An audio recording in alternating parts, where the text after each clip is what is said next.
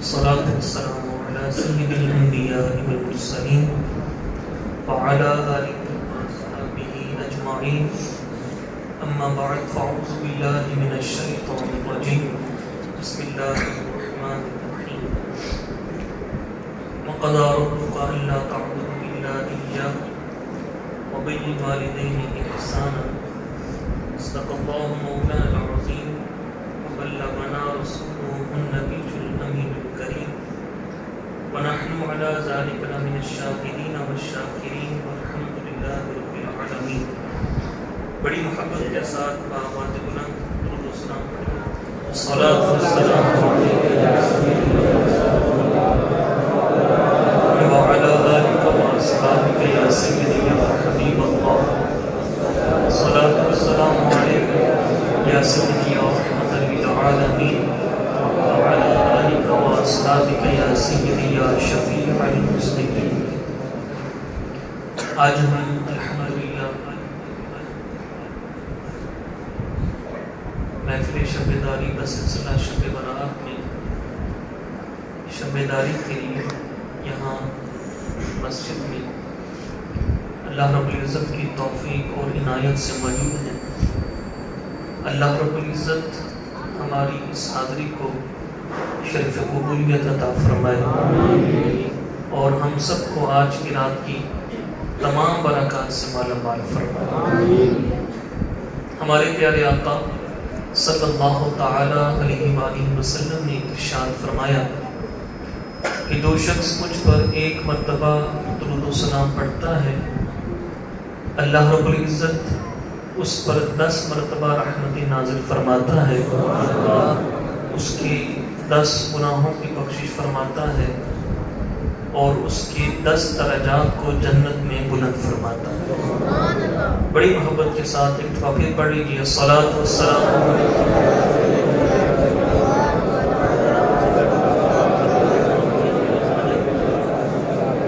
الصلاۃ والسلام علیک یا سیدی یا رحمۃ للعالمین وعلی آلک واصحابک یا سیدی یا شفیع المذنبین. الصلاۃ والسلام علیک یا سیدی یا اکرم الاولین والآخرین وعلی آلک واصحابک یا سیدی یا شفیع المذنبین. آج کی رات کے حوالے سے ہمارے آقا صلی اللہ تعالی علیہ وسلم نے ارشاد فرمایا لوگوں کی زندگیاں ایک شعبان سے دوسرے شعبان تک منقطع ہوتی ہیں، حتیٰ کہ ایک آدمی نکاح کرتا ہے، اس کی اولاد ہوتی ہے، لیکن اس کا نام مردوں میں لکھا جا چکا ہوتا ہے. یہ آج کی رات فیصلے کی رات ہوتی ہے. اس میں کتنا کس نے جینا ہے وہ بھی لکھ دیا جاتا ہے، کس کی موت کب ہوگی وہ بھی لکھا جاتا ہے، کس کو کتنا رزق ملے گا وہ بھی لکھا جاتا ہے، اور جو آگے کرے گا وہ بھی لکھا جاتا ہے. اور یہ تمام معاملات اللہ تعالیٰ فرشتوں کے سپرد فرما دیتا ہے. ایک اور حدیث پاک امام ترمذی اس حدیث پاک کو اپنی صحیح میں جامع میں لے کے آئے ہیں. اما عائشہ صدیقہ رضی اللہ تعالیٰ عنہ فرماتی ہیں کہ ایک رات میں نے آپ صلی اللہ تعالیٰ علیہ وآلہ وسلم کو خوب پایا، یعنی آپ صلی اللہ علیہ وسلم کی متعدد ازواج تھیں، متعدد بیویاں تھیں، تو ہر رات ایک اپنی بیوی کے پاس رہتے. وہ دن جو آیا وہ اما عائشہ صدیقہ کی باری تھی. اما عائشہ صدیقہ فرماتی جب رات کو میری آنکھ کھلی تو میں نے حضور کو بستر پر نہیں پایا.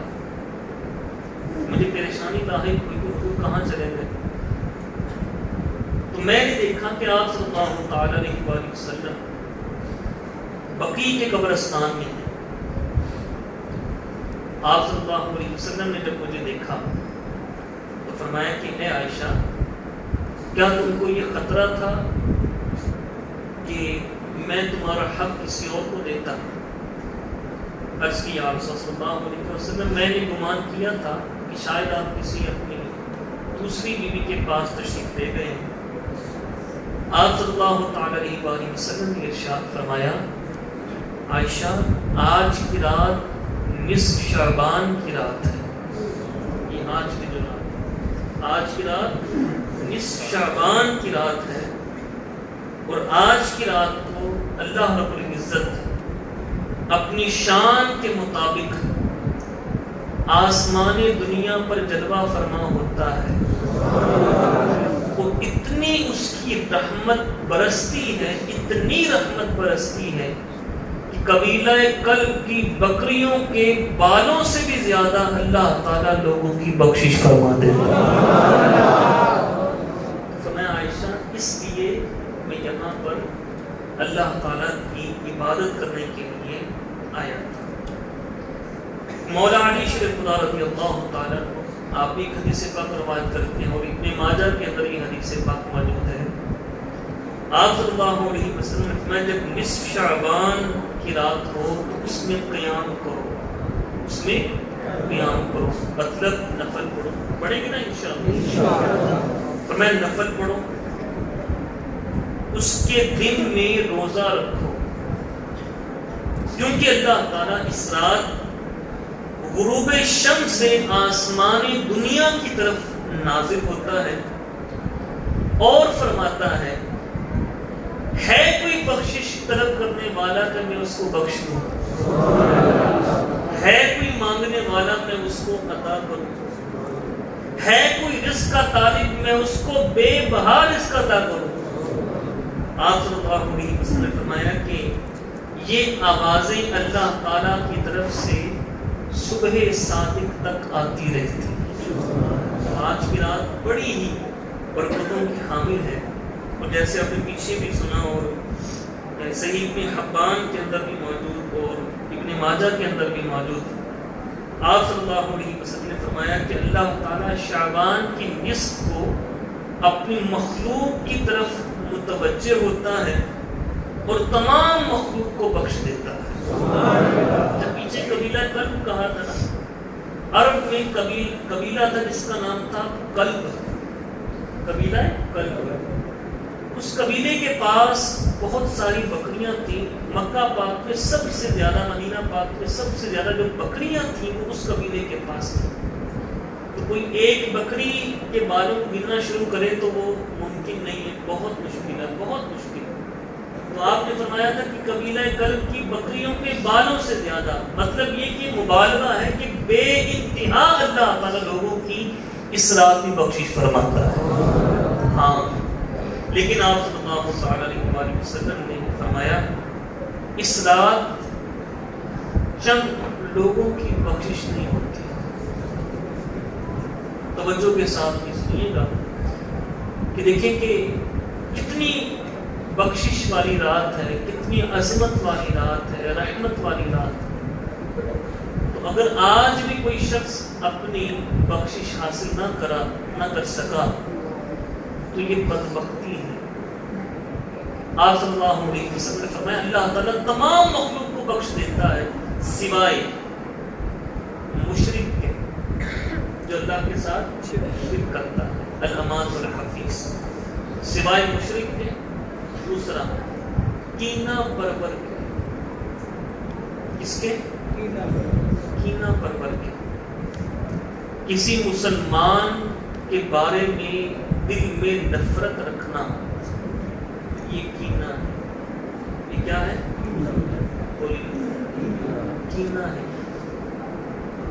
اپنے بھائی کے خلاف، اپنے چچا کے خلاف، اپنے ماموں کے خلاف، اپنے کسی بھی قریبی یا دور کے رشتہ دار کے خلاف، کسی مسلمان ہمسائے کے خلاف، کسی بھی مسلمان کے خلاف دل میں نفرت رکھنا، یہ کینہ ہے۔ یہ کیا ہے؟ کینہ۔ تو فرمایا اس رات اللہ رب العزت کینے والوں کی بخشش نہیں فرماتا۔ میں بھی غور کروں، آپ بھی اپنے دلوں پر غور کریں کہ میرے دل میں کس کس کی نفرت ہے، کسی مسلمان غلطیاں ہر ایک سے ہوتی ہیں، ہر ایک سے غلطیاں ہوتی ہیں، کوئی بھی معصوم نہیں۔ اگر میرے بھائی سے غلطی ہو گئی، اس نے میرا کوئی حق مار دیا، تو میں نے بھی کسی کا کچھ کیا ہوگا نا۔ اگر اس نے میرے ساتھ زیادتی کی تو میں نے بھی کچھ کی ہوگی نا۔ اور پھر ایک اور حدیث پاک یہاں پر سنیں، آتا ہے دل میں کہ نہیں میرے ساتھ بڑی زیادتی کی ہے، میرے ساتھ اس نے بڑی زیادتی کی، یہ دل میں آتا ہے۔ لیکن ساتھ ہی ہمارے آقا صلی اللہ تعالی علیہ وآلہ وسلم نے ارشاد فرمایا، واعف عمن ظلمک، اے میری امتی، جو کوئی تیرے اوپر ظلم کرے، زیادتی کر دے، تو اسے معاف کر دے، اللہ تجھے معاف فرما۔ تو اپنے بھائی کو معاف کر دے۔ واعف عمن ظلمک، جو تیرے ساتھ زیادتی کرے تو اسے معاف کر دے۔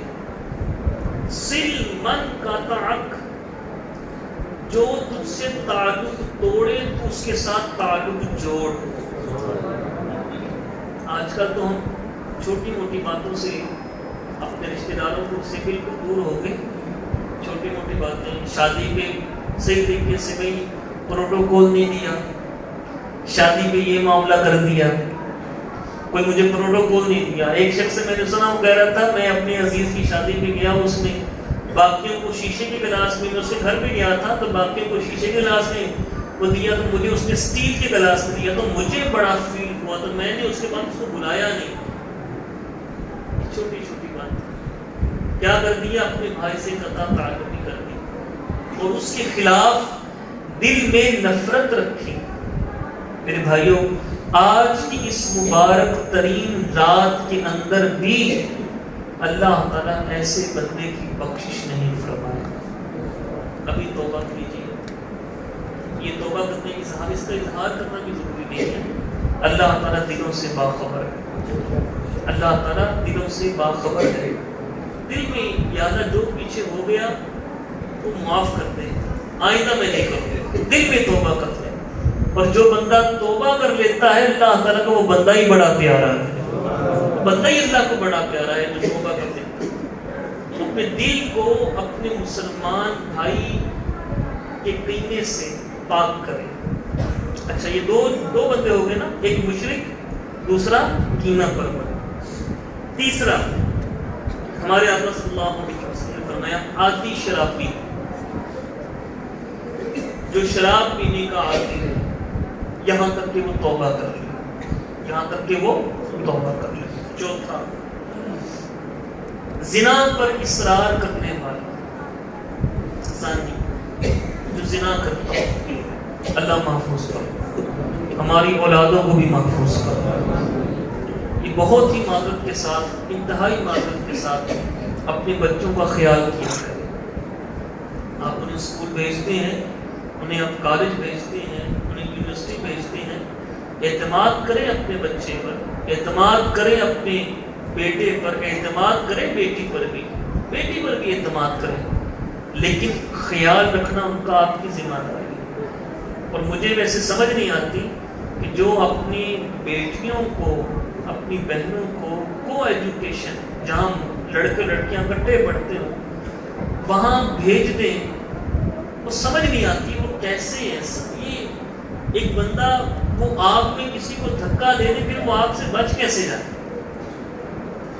آگ سے بچ کیسے جائے۔ خیر، اس وقت کی میرا موضوع نہیں ہے۔ تو یہ الامان والحفیظ، جو میں الحمدللہ میرے کافی دوست احباب ہیں کالج میں پڑھتے، یونیورسٹی میں، ان سے اطلاعات جو ملتی ہیں، اچھے بھی ہیں الحمدللہ، اچھے بھی ہیں کالج میں پڑھنے والے، یونیورسٹی میں پڑھنے والے اچھے بھی ہیں، لیکن جو میجورٹی ہے، جو ہمیں اطلاعات، وہ الامان والحفیظ، وہ زنا کی طرف جا چکے، زنا کی طرف جا چکے۔ اور اوپر سے رہی جو کسر ہے، وہ ہماری بیٹیاں نے نکال دی، موبائلوں نے نکال دی، بس اللہ ہی حافظ۔ خیر، اس رات جس کی بخشش نہیں ہوگی، فرمایا جو زنا پر اصرار کرنے والا ہے، فرمایا اس کی اصرار کی بخشش نہیں، ہاں یہاں تک کہ وہ توبہ کر لے، یہاں تک کہ وہ توبہ کر لے۔ پھر اس سے اگلا، توجہ کے ساتھ سنیے گا، توجہ ہے نا، اونچی آواز سے بولیے۔ اگلا جو میرے آقا صلی اللہ علیہ وسلم نے فرمایا کہ جس کی آج کی مبارک ترین رات میں، کہ جس رات میرے آقا صلی اللہ علیہ وسلم نے فرمایا کہ پوری مخلوق کی بخشش ہو جاتی ہے لیکن ان کی نہیں ہوتی، جن کی فہرست میں ایک میرے آقا صلی اللہ علیہ وسلم نے فرمایا جو رشتے داروں سے تعلق توڑنے والا ہے، جو قطع تعلق نہیں کرے، رشتے داروں سے قطع تعلق نہیں کرنا، رشتے داروں کو نہ بلانا۔ ہاں کوئی دینی وجہ ہے، کوئی دینی غیرت کی وجہ سے نہیں بلانا، وہ الگ چیز ہے، شریعت کے ماتحت نا سب۔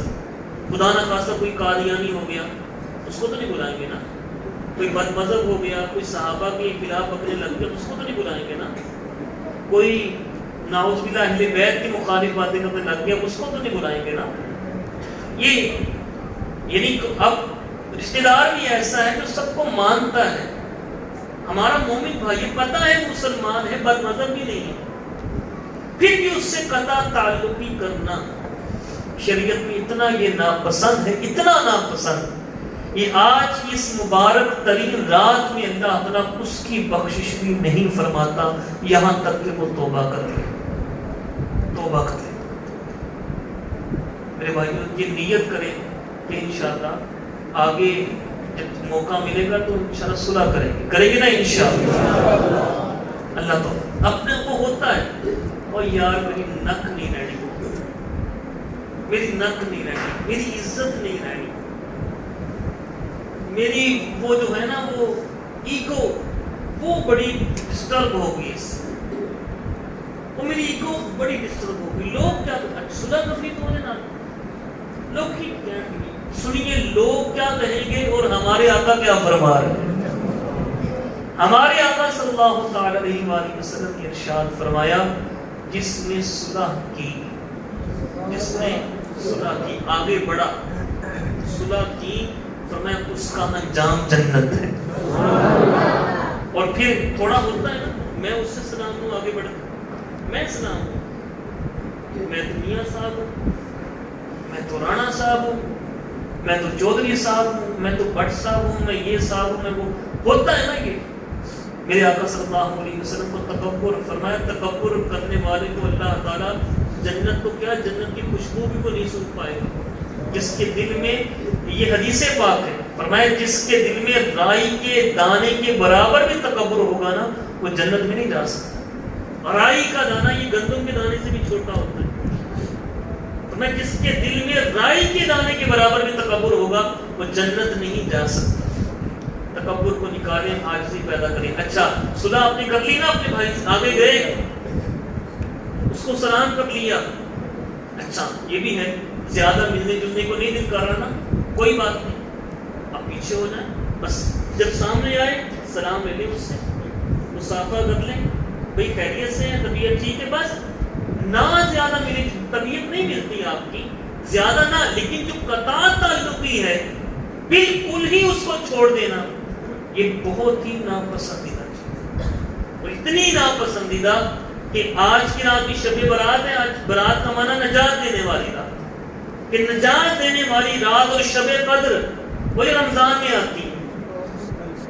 پھر اس کے بعد جو عید کی رات ہے، بڑی عید کی رات، چھوٹی عید کی رات، جس میں بے بہا لوگوں کی اللہ بخشش فرماتا ہے، فرمایا ان راتوں میں بھی اس بندے کی بخشش نہیں ہوگی جو قطع تعلقی کرتا، رشتہ داروں سے قطع تعلقی کرتا۔ اچھا آپ آگے گئے، آپ نے اس کو مصافحہ کر لیا، اب دل میں اچھا جو یہ بھی حضور نے فرمایا جس نے اسلام کرنے میں پہل کیا نا اس کا دل تکبر سے بری ہے، کمال ہی ہو گیا، اس کا دل تکبر سے بری ہے، اس کے دل میں تکبر نہیں ہے۔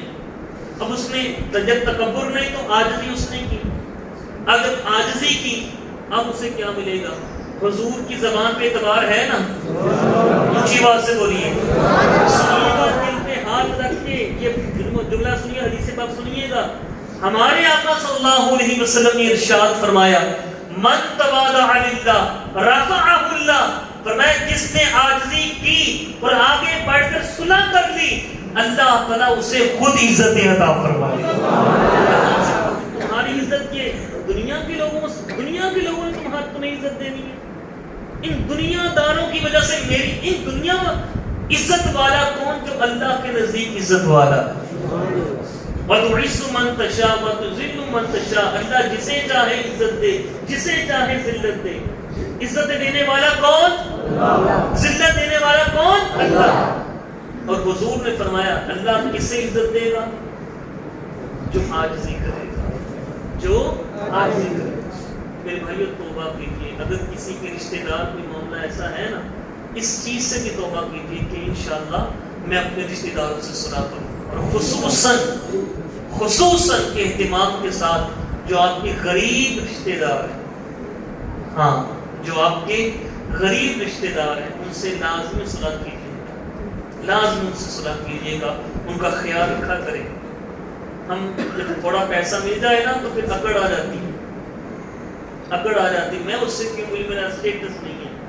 پھر بتانے میں بھی شرم محسوس ہوتی ہے کہ بھئی وہ میرا رشتہ دار ہے. یہ بتانے میں بعض اوقات شرم محسوس ہوتی ہے. نہیں، جو آپ کا غریب رشتہ دار ہے نا اس سے تعلق زیادہ نبھاؤ، اس کی حاجات کو پورا کرنے کی کوشش کرو، اس کی ضرورت کو پورا کرنے کی کوشش کرو. اور یہ بھی میرے آقا صلی اللہ علیہ وسلم کی حدیث پاک میں فرمایا جس نے اپنے کسی مسلمان بھائی کی حاجت کو پورا کیا اللہ تعالیٰ اس کی حاجات کو خود پورا فرمائے. اللہ ہمیں اس کی توفیق دے، اللہ ہمیں اس کی توفیق دے.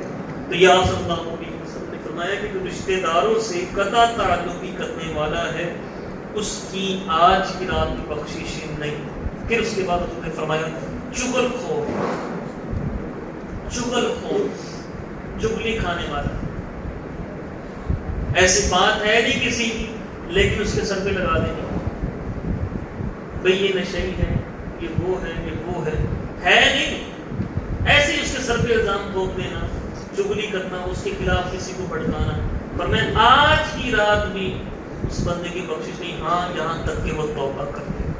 اور پھر آپ صلی اللہ علیہ وسلم نے فرمایا ماں باپ کا نافرمان، جو ماں باپ کا نافرمان ہے حضور نے فرمایا آج اس مبارک ترین رات میں اس کی بخشش بھی اللہ نہیں فرماتا، جو ماں باپ کا نافرمان.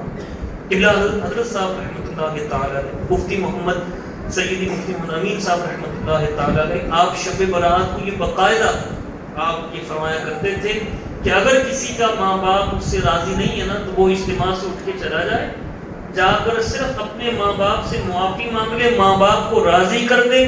اگر اس کے ماں باپ اس سے راضی ہو گئے اللہ اس سے راضی ہو جائے گا، اللہ اس کی بخشش فرما دے. ماں باپ کو راضی رکھے، اپنے ماں باپ کو راضی رکھے. ماں باپ کی خدمت کرنے سے اللہ تعالیٰ کتنا خوش ہوتا ہے. قرآن پاک میں کئی جگہ پر ماں باپ کے بارے میں آیا. بڑی مشہور معروف یہ آیت کریمہ وَقَضَىٰ رَبُّكَ أَلَّا تَعْبُدُوا إِلَّا إِيَّاهُ. اللہ نے فیصلہ فرما دیا ہے کہ صرف اسی رب کی عبادت کی جائے. وَبِالْوَالِدَيْنِ إِحْسَانًا، اور والدین کے ساتھ احسان کیا جائے. ماں باپ کے ساتھ بولیے احسان کیا جائے. ہاں بھائی ماں باپ تو بوڑھے ہو گئے، اب باپ تو کسی کام کا نہیں رہا، وہ تو اب کماتا تھوڑی ہے، وہ تو اب کسی کام کا نہیں، کسی کام کا نہیں، ہر کام کا تمہارا باپ ہے. اس باپ کی وجہ سے تمہیں جنت ملے گی، اس ماں کی وجہ سے تمہیں جنت ملے گی. میرے آقا صلی اللہ علیہ وسلم سے سوال ہوا اسی یا رسول اللہ صلی اللہ علیہ وسلم یہ جو ماں باپ ہیں یہ ان کا مقام فرمایا ہما جنتک و ہما نارک، تمہارے ماں باپ بھی تمہارے لیے جنت ہے، تمہارے ماں باپ بھی تمہارے لیے دوزخ ہے. عرض کی یا رسول اللہ صلی اللہ علیہ وسلم مسئلہ سمجھ نہیں آیا، ماں باپ بھی جنت ماں باپ بھی دوزخ، سمجھ نہیں آیا. آپ صلی اللہ علیہ وسلم نے آگے فرمایا اگر تمہارے ماں باپ تم سے راضی ہیں تو تمہارے لیے جنت کا سبب ہے، اور اگر تمہارے ماں باپ تم سے راضی نہیں تو وہ تمہارے لیے جہنم کا سبب ہے. اللہ ہمیں اپنے ماں باپ کو راضی رکھنے کی توفیق دے. کامیابی چاہتے ہیں نسخہ بتاؤں، وظیفہ بتاؤں؟ کامیابی اگر چاہتے ہیں کون کامیابی چاہتا ہے؟ ہاں شریعت ہاتھ نیچے کر، وظیفہ ہے، اور یہ وظیفہ اپنی زبان میں، یہ وظیفہ اپنی زبان میں. اس وظیفے پہ آپ عمل کر لیں، دنیا و آخرت کی بھلائیاں آپ کے قدموں میں ہوں. اور وظیفہ بھی کوئی یہ نہیں کہ میں آپ سے کوئی کہ بھائی آیت کریمہ پڑھیں, آپ کوئی وہ بھی پڑھے, لیکن ماں باپ کے حوالے سے ایک وظیفہ میں آپ کے سامنے پیش کرتا ہوں. وہ وظیفہ کیا ہے؟ وہ وظیفہ یہ ہے, آپ کا باپ آپ سے کہنا بیٹا یہ کرو, آپ نے آگے سے یہ کہنا ابا جی جتنا تسی کہنا اتنا ہی ہونا. یہ جملہ ابا جی جتنا تسی کہنا اتنا ہی ہونا ہے. ابا جی جتنا تسی کہنا اتنا ہی ہونا ہے. ماں جی جتنا تسی کہنا اتنا ہی ہونا. یہ وظیفہ, یہ جملہ اپنے ماں باپ کے سامنے بولتے رہا کرے. اس سے باپ کے دل کو جو ٹھنڈ پڑے گی نا, اس ٹھنڈ سے جو دعا نکلے گی دل سے, اللہ دنیا بھی بہتر فرما دے گا, آخرت بھی بہتر فرما دے گا. ماں جی جتنا تسی کہنا اتنا ہی ہونا. ماں جی بیٹا یہ کر, ماں جی جتنا تسی کہنا اتنا ہی ہونا. اپنی عقل کو ماں باپ کے اوپر قربان کر دو. اپنی عقلوں کو ماں باپ کے اوپر قربان کر دو. باپ کہتا ہے بیٹا نہیں وہاں نہیں جانا ہے, وہ کام نہیں کرنا, بڑا فائدہ نظر آ رہا ہے. ابا جی جتنا تسی کہنا اتنا ہی. کیا کہیں ابا جی جتنا تسی کہنا, جتنا تسی کہنا. ماں کہے ماں جی جتنا تسی کہنا اتنا ہی. ماں جی جتنا تسی کہنا اتنا ہی. ہاں لیکن یہاں پہ یہ میں تھوڑا سرچ کر دوں, شریعت کے مطابق, شریعت کے مطابق بیٹا وہ چھوٹے بچے بھی بیٹھتے ہیں نا 19-20 سال کے, ماں کہتی بیٹا جانا ہی چیز لا دے, میں جی کسی اور کو کہو, ایسے نہیں کہنا, نہیں ایسے نہیں کہنا, بلکہ ماں جی جتنا تسی کہنا, جتنا تسی کہنا نہیں ہونا. یہ جملہ اس کو وظیفہ بنانے پڑے. اپنے ماں, آپ کا باپ آپ سے کہے, آپ کی ماں جو آپ سے کہے, دنیا کے حوالے سے اور شریعت کے مطابق ہو, اور اس میں کسی کے حق کی پامالی بھی نہ ہوتی. یہ نہ ہو کہ بعض اوقات میں مائیں اچھی ہوتی ہیں, مائیں کبھی بھی اپنے بیٹے کا برا نہیں سوچ سکتی, لیکن بعض اوقات کچھ ایسی حالت بن جاتی ہے کہ وہ پھر ماں کہتی ہے اپنی بیوی کو ٹنگ کے رکھ. وہ نہیں, بیوی کے حقوق بھی پورے کرتے ہیں, ٹھیک ہے نا, بیوی کے حقوق کو بھی پورے کرتے ہیں, ماں باپ کے حقوق بھی پورے کرتے ہیں. ماں کہے کہ بیٹا نہیں داڑھی ابھی نہ رکھو, ابھی تم جوان ہو, ابھی تم جوان ہو, داڑھی ابھی نہ رکھو, تو ماں سے 10 عرض کرتی ماں جی یہ آپ کو کہاں ماننے کا, مجھے شریعت نے کہا, اور شریعت نے کہا کہ داڑھی رکھو. شریعت کے مطابق ماں باپ جو بھی کہے آگے سے یہ کہنا ہے, بابا جی جو تسی کہنا, ماں جی جو تسی کہنا اتنا ہی ہونا. یہ جملہ میرے بھائیو اپنی زبان پہ لے آئیں, اپنی زبان پہ یہ جملہ لے آئیں, اور دل سے اس کو یہ اپنے ماں باپ کے سامنے کہا کریں. میرے بھائیو خدا کی قسم, خدا کی قسم, اللہ دنیا بھی سنوار دے گا, آخرت بھی سنوار دے گا. یہ بہت سارے سجدوں کا میں آپ کو نہیں کہہ رہا کہ نفل آپ پڑھو تو پھر نہیں, یہ آپ کو یہ حدیث پاک یاد ہونی چاہیے. میرے آقا صلی اللہ تعالی علیہ وسلم کے پاس ایک صحابی آئے, عرض کی یا رسول اللہ صلی اللہ علیہ وسلم اب میں نماز پڑھوں, میں روزہ رکھوں, میں حج کروں, میں زکوٰۃ دوں, کیا جنت چلا جاؤں گا, کیا میں جنت چلا جاؤں گا؟ آپ صلی اللہ علیہ وسلم میں ہاں, اگر تو نماز پڑھے, روزہ رکھے, حج کرے, زکوٰۃ ادا کرے, جنت میں چلا جائے گا. پھر وہ صحابی کہتے ہیں آقا میں آپ سے وعدہ کرتا ہوں میں یہ کام کروں گا. وہ صحابی اٹھے, چلنے لگ, چلے گئے وہاں سے, اس میں پیچھے ایک اور صحابی, فرمایا نہیں بلاؤ اسے, واپس بلاؤ. وہ واپس آئے, آپ صلی اللہ علیہ وسلم نے فرمایا اے میرے صحابی یہ بات یاد رکھنا, نماز, روزہ, حج, زکوٰۃ اس وقت قبول ہیں جب تمہارے ماں باپ تم سے راضی ہیں. تمہارے ماں باپ تم سے راضی ہیں. اگر ماں باپ راضی نہیں, نہ نماز قبول نہ روزہ قبول. اپنے ماں باپ کو راضی کرے, اپنے ماں باپ کو راضی. ہاں باپ دکیا نوسی ہو گیا نا, وہ پرانی سوچ کا بابا ہے, اس کو پتہ ہی نہیں آج کے سائنسی دور کا. آج کا تو بڑے جدید قسم کے وہ نکلتے ہیں نا, جدید قسم. باپ کو کیا پتا؟ نہیں میرے بھائی, اللہ کو پتا ہے, اللہ کو پتا ہے. اور حضور نے فرمایا باپ کی رضا میں رب کی رضا ہے. باپ کی رضا میں رب کی رضا میں، اور باپ کی ناراضگی میں رب کی ناراضگی میں۔ ابا جی جتنا تسی کہنا اتنا ہی ہو جانا، جتنا تسی کہنا اتنا ہی ہو جانا۔ اپنے ماں باپ کا اس حد تک کہا مانو۔ پھر آپ صلی اللہ علیہ وسلم نے ارشاد فرمایا انت و مالک لابیک۔ ایک طویل حدیث ہے، اس کا میں ایک ٹکڑا میں آپ کے سامنے رکھا ہے۔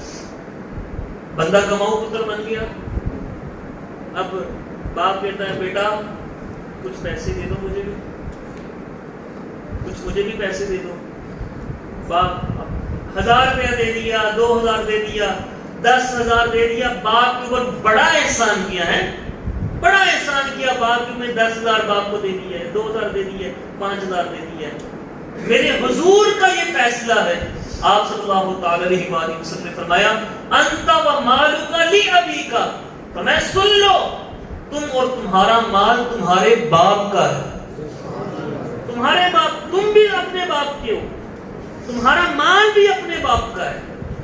کہ صحابہ کرام نے عرض کیا صلی اللہ علیہ وسلم ہم جو خرچ کرتے ہیں، ٹائم چونکہ ہو چکا، ہم آخری باتیں کرنی جانا چاہوں گا، ہم جو خرچ کریں تو سب سے زیادہ ہمارے خرچ کا مستحق کون؟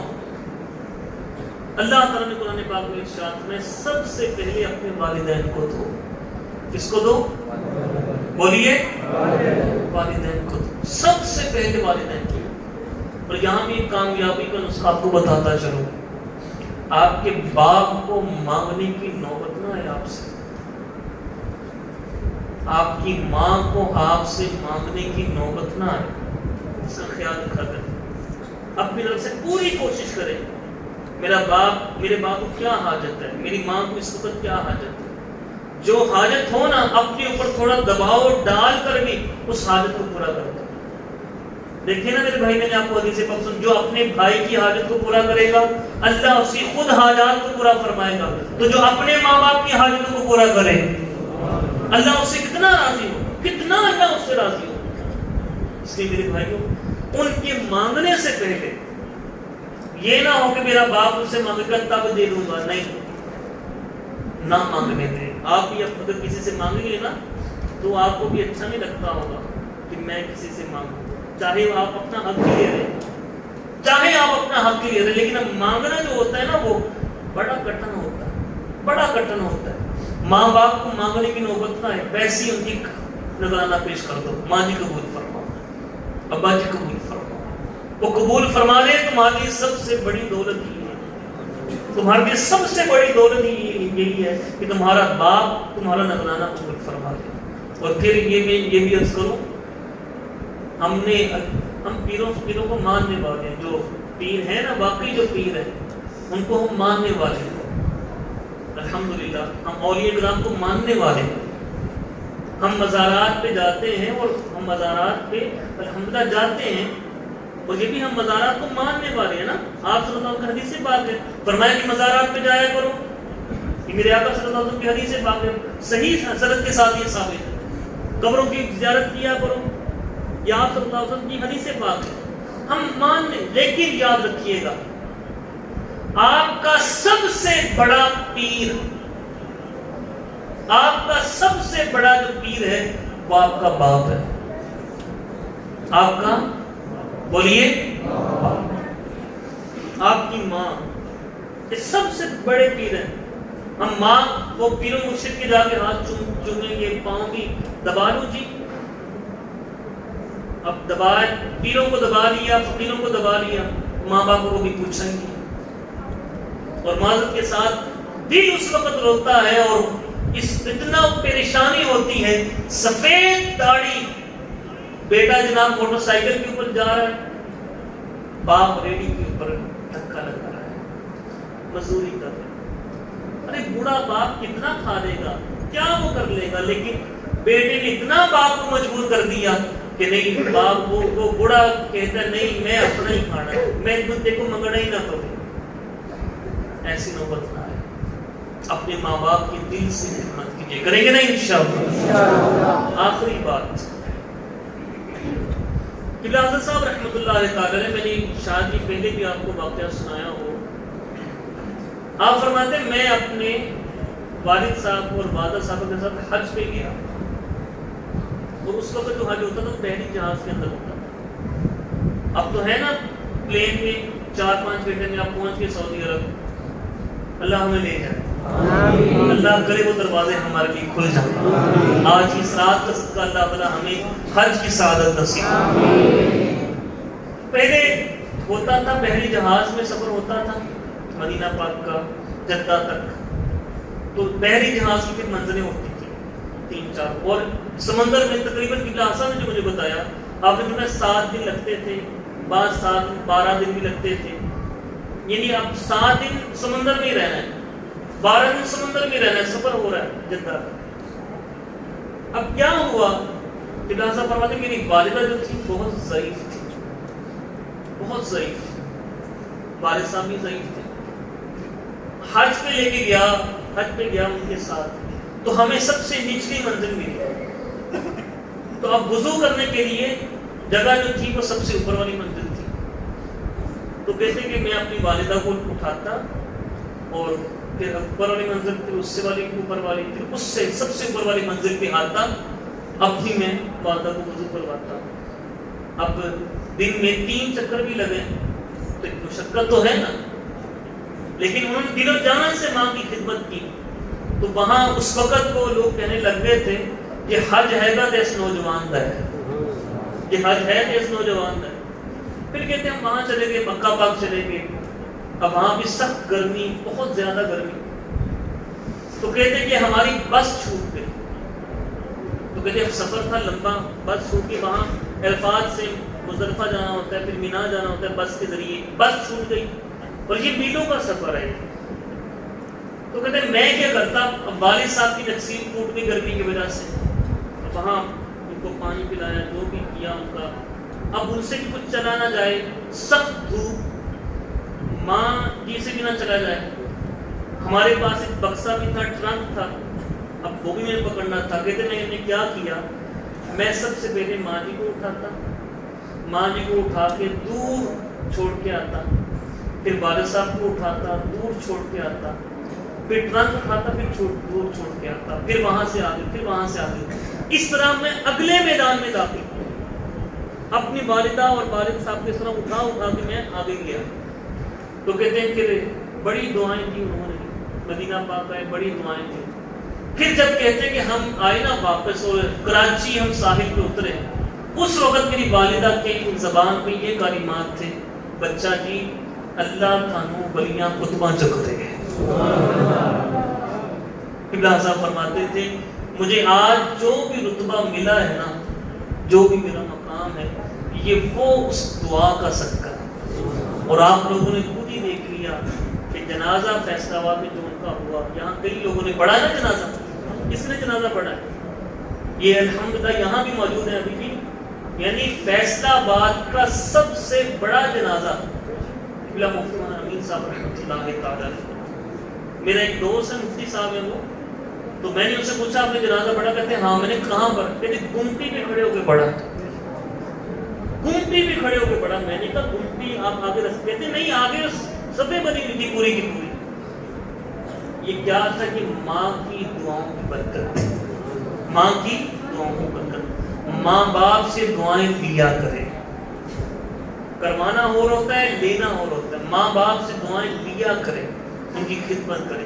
اللہ ہم سب کو توفیق دے. روزانہ, یہ میں پہلے بھی کئی دفعہ کر چکا, جب گھر سے نکلیں, ہاں یہ قطع نظر اس کے آپ کے باپ کے چہرے پہ داڑھی ہے کہ یہ ان کا اپنا فعل ہے, وہ نمازیں پڑھتے کہ نہیں پڑھتے ان کا اپنا فعل ہے, لیکن اپنے باپ کے ہاتھ چھوئیں, اپنی ماں کے پاؤں چھوئیں. حدیث پاک یاد ہے نا, جس نے ماں کے پاؤں کو بوسہ دیا اس نے جنت کو بوسہ دیا, اسے جنت کی چوکھٹ کو بوسہ دیا. پھر حضور نے ارشاد فرمایا جس نے ماں باپ کو محبت کی نگاہ سے دیکھا اس کو اللہ تعالیٰ مقبول حج کا ثواب عطا فرمایا. اللہ تعالیٰ اس کو مقبول حج کا ثواب عطا فرماتا ہے. اللہ تعالیٰ ہمیں اپنے والدین کی خدمت کی توفیق, جن کے ماں باپ زندہ ہیں ان کی خدمت کریں, جن کے دنیا سے جا چکے ان کے لیے بھی کیا ہے, ان کے لیے بھی یہی میرے آقا صلی اللہ علیہ وسلم ایک اور فرمانے نشان فرمایا جس نے اپنے ماں باپ کی قبر کی زیارت کی اللہ تعالیٰ اسے بھی مقبول حج کا ثواب عطا فرماتا ہے.